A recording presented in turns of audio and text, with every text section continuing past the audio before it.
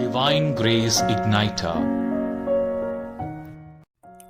ಪ್ರಭು ಕ್ರಿಸ್ತರಲ್ಲಿ ನನ್ನ ಒಲವಿನ ಸಹೋದರ ಸಹೋದರಿಯರೇ, ಇಂದು ನಾವು ಪ್ರಭುವಿನ ಯಾತನೆಯ ಗರಿಗಳ ಭಾನುವಾರವನ್ನು ಆಚರಿಸುತ್ತಿದ್ದೇವೆ. ಆದ್ಮೇಲೆ ಸಾಮಾನ್ಯವಾಗಿ ಓರ್ವ ರಾಜನು ಮತ್ತೊಂದು ರಾಜ್ಯದ ಮೇಲೆ ದಂಡೆತ್ತಿ ಹೋಗಿ ಅಲ್ಲಿನ ಸಾಮ್ರಾಜ್ಯವನ್ನು ವಶಪಡಿಸಿಕೊಂಡ ನಂತರ ತಮ್ಮ ರಾಜ್ಯದ ಕೀರ್ತಿ ಪತಾಕೆಯನ್ನು ಹಾರಿಸುವುದು ಸಾಮಾನ್ಯ. ತದನಂತರ ಮರಳಿ ತಮ್ಮ ರಾಜ್ಯಕ್ಕೆ ಬರುವಾಗ ಅದ್ದೂರಿಯಿಂದ ಬರುತ್ತಾರೆ. ಹೀಗೆ ಒಮ್ಮೆ ಓರ್ವ ರಾಜ ಮತ್ತೊಂದು ರಾಜ್ಯವನ್ನು ವಶಪಡಿಸಿಕೊಂಡ ನಂತರ ಮರಳಿ ಅವನ ರಾಜ್ಯಕ್ಕೆ ಬರಬೇಕಾದರೆ 3 ದಿನದ ಅದ್ದೂರಿ ಸ್ವಾಗತವನ್ನ ಏರ್ಪಡಿಸುವಂತೆ ಹೇಳುತ್ತಾನೆ. ಮೊದಲನೆಯ ದಿನ ವಶಪಡಿಸಿಕೊಂಡ ಎಲ್ಲ ದನ, ಕುರಿ, ಒಂಟೆಗಳನ್ನು ಕರೆತರುತ್ತಾನೆ. ಜನರೆಲ್ಲರೂ ಅದ್ದೂರಿಯಿಂದ ಪ್ರಾಣಿಗಳಿಂದ ನಮ್ಮ ನಾಡು ಸಮೃದ್ಧಿಯಾಯಿತೆಂದು ಜೈಕಾರ ಹಾಕಿ ಕೂಗಿ ಸ್ವಾಗತಿಸಿದರು. ಎರಡನೆಯ ದಿನ ಆಕ್ರಮಣ ಮಾಡಿದ ರಾಜ್ಯದಿಂದ ಕೊಂಡು ಬಂದ ವಜ್ರ, ವೈಢೂರ್ಯಗಳನ್ನು, ಚಿನ್ನ, ಬೆಳ್ಳಿಯನ್ನು ರಸ್ತೆಯಲ್ಲಿ ಸುರಿದು ಸೈನಿಕರ ಆಹ್ವಾನವಾಗುತ್ತದೆ. ಮೂರನೆಯ ದಿನ ರಾಜ ಕುದುರೆ ಮೇಲೆ ಕುಳಿತು ಅದ್ದೂರಿಯಿಂದ ಬರುತ್ತಾನೆ. ಆತನ ಮುಂದೆ ಪರ ರಾಜ್ಯದಿಂದ ಎಳೆದು ತಂದಿದ್ದ ಸೆರೆಯಾಳುಗಳು ಮುಂದೆ ಗೋಳಾಡುತ್ತಾ ಹೋಗುತ್ತಿರುತ್ತಾರೆ. ಜನರೆಲ್ಲರೂ ರಾಜನಿಗೆ ಜೈಕಾರ ಹಾಕುತ್ತಿರುತ್ತಾರೆ. ಈ ರೀತಿ ಸಾಮಾನ್ಯವಾಗಿ ರಾಜರು ತಮ್ಮ ವಿಜಯದ ವೈಭವವನ್ನು ಅದ್ದೂರಿಯಿಂದ ಆಚರಿಸುತ್ತಾ ತಮ್ಮ ನಾಡನ್ನು ಪ್ರವೇಶಿಸುತ್ತಿದ್ದರು.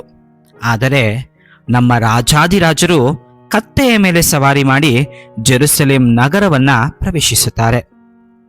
ಆದ್ಮೇಲೆ ಇಲ್ಲಿ ಜನರ ಹೃದಯವನ್ನು ಪ್ರಭು ಯೇಸು ಪ್ರೀತಿಯಿಂದ ಆಕ್ರಮಣ ಮಾಡಿದ್ದರು.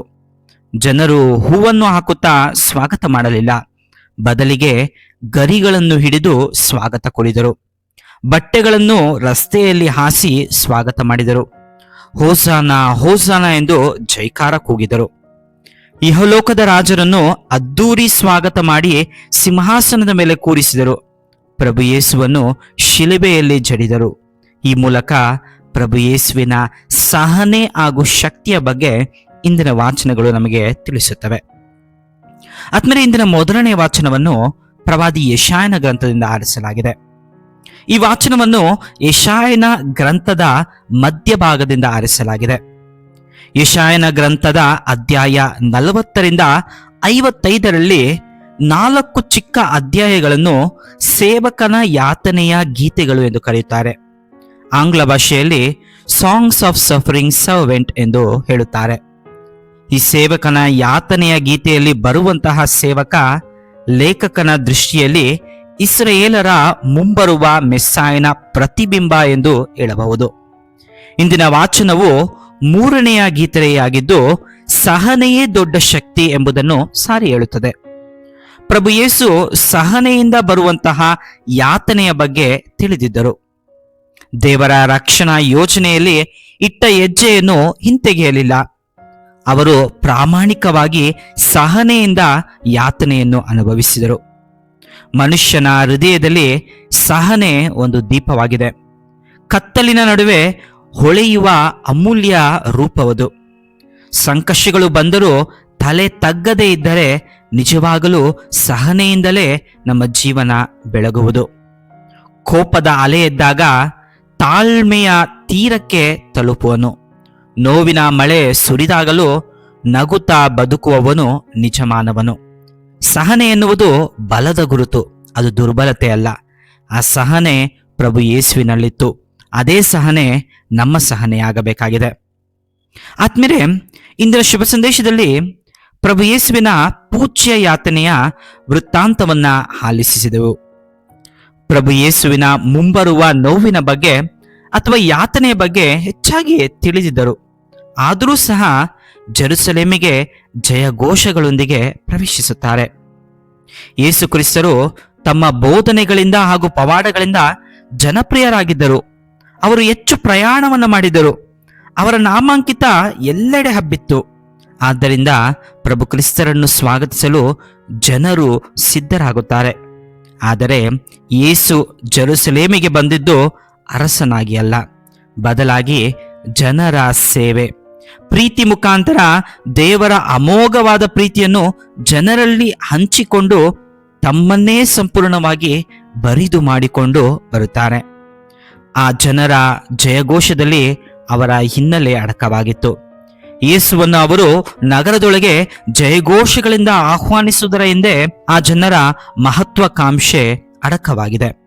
ಯೇಸು ಒಬ್ಬ ರಾಜನಾಗಿ ಯಹೂದ್ಯರ ನಾಡನ್ನು ಆಳುತ್ತಿದ್ದ ರೋಮನನ್ನು ಒಡೆದೋಡಿಸಿ ಇಸ್ರಾಯೇಲರ ಅರಸನಾಗಿದ್ದ ದಾವೀದನ ರಾಜ್ಯವನ್ನ ಪುನಃ ಕಟ್ಟುವನು ಎಂಬುದಾಗಿತ್ತು.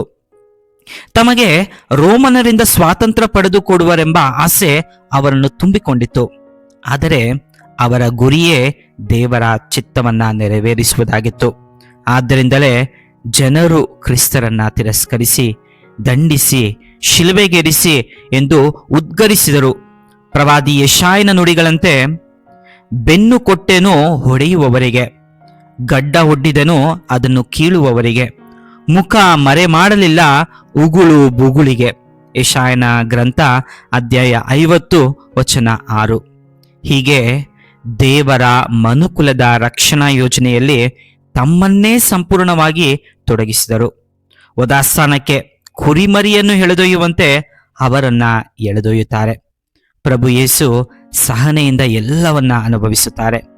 ಆದ್ಮೇಲೆ ಪ್ರಭು ಯೇಸುವಿನಂತೆ ಪ್ರಸ್ತುತ ಜಗತ್ತಿನಲ್ಲಿ ಅದೆಷ್ಟೋ ಅಮಾಯಕ ಜನರು ತಪ್ಪೇ ಮಾಡದೇ ಇದ್ದರೂ ಹೊಟ್ಟೆ ಕಿಚ್ಚಿನಿಂದ, ಅಸೂಯೆಯಿಂದ, ಕೋಪದಿಂದ ಸುಳ್ಳು ಕೇಸುಗಳನ್ನು ಹಾಕಿ ಅಮಾಯಕರು ಕಂಬಿ ಹಿಂದೆ ವರ್ಷಾನುಗಟ್ಟಲೆ ಕುಟುಂಬದವರಿಂದ ದೂರ ಉಳಿದು ಯಾತನೆಯನ್ನ ಅನುಭವಿಸುತ್ತಿದ್ದಾರೆ.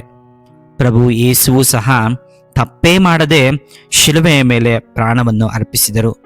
ಅಂತ ಅಮಾಯಕರಿಗೋಸ್ಕರ ನಾವು ಪ್ರಾರ್ಥಿಸೋಣ.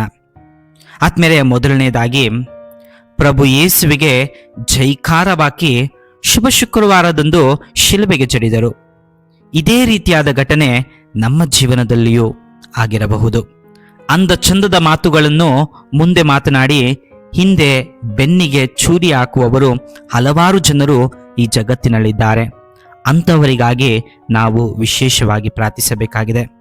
ಎರಡನೆಯದಾಗಿ ಆದ್ಮೇಲೆ ಜನರು ಹಚ್ಚ ಹಸಿರಿನ ಗರಿಗಳನ್ನು ಹಿಡಿದು ಪ್ರಭು ಯೇಸುವನ್ನು ಸ್ವಾಗತಿಸಿದರು. ಹಸಿರು ಸಮೃದ್ಧಿಯ, ಬೆಳವಣಿಗೆಯ ಸಂಕೇತವಾಗಿದೆ. ಪ್ರಭು ಯೇಸು ನಮ್ಮ ಜೀವನದಲ್ಲಿ ಇದ್ದರೆ ನಮ್ಮ ಜೀವನವು ಸಮೃದ್ಧಿಯಾಗಿರುತ್ತದೆ ಎಂದು ತಿಳಿಸುತ್ತದೆ. ಮೂರನೆಯದಾಗಿ ಅಥವಾ ಕೊನೆಯದಾಗಿ ಆತ್ಮೀಯರೇ, ಪ್ರಭು ಯೇಸುವಿನ ಸಹನೆಯ ಜೀವನವು ನಮ್ಮ ಜೀವನವಾಗಬೇಕಾಗಿದೆ. ಪ್ರಭು ಯೇಸು ಈ ಶಿಲುಬೆಯಿಂದ ಹೇಗೋ ತಪ್ಪಿಸಿಕೊಳ್ಳಬಹುದಿತ್ತು, ಆದರೂ ಅವರು ಆ ರೀತಿ ಮಾಡಲಿಲ್ಲ. ಬದಲಿಗೆ ದೇವರ ಚಿತ್ತ ನೆರವೇರಿಸಿದರು. ನಾವು ಸಹ ದೇವರ ಚಿತ್ತಕ್ಕೆ ತಲೆಬಾಗಿ ನಮ್ಮ ಜೀವನವನ್ನು ಜೀವಿಸೋಣ. ಆಮೆನ್. ಸಂತರ ಕಥೆಗಳು, ದೇವರ ವಾಕ್ಯದ ಪ್ರಬೋಧನೆ ಹಾಗೂ ಮತ್ತಿತರ ಆಧ್ಯಾತ್ಮಿಕ ವಿಷಯಗಳನ್ನು ಆಲಿಸಲು ದಯವಿಟ್ಟು ಸಬ್ಸ್ಕ್ರೈಬ್ ಮಾಡಿ ಡಿವೈನ್ ಗ್ರೇಸ್ ಇಗ್ನೈಟರ್.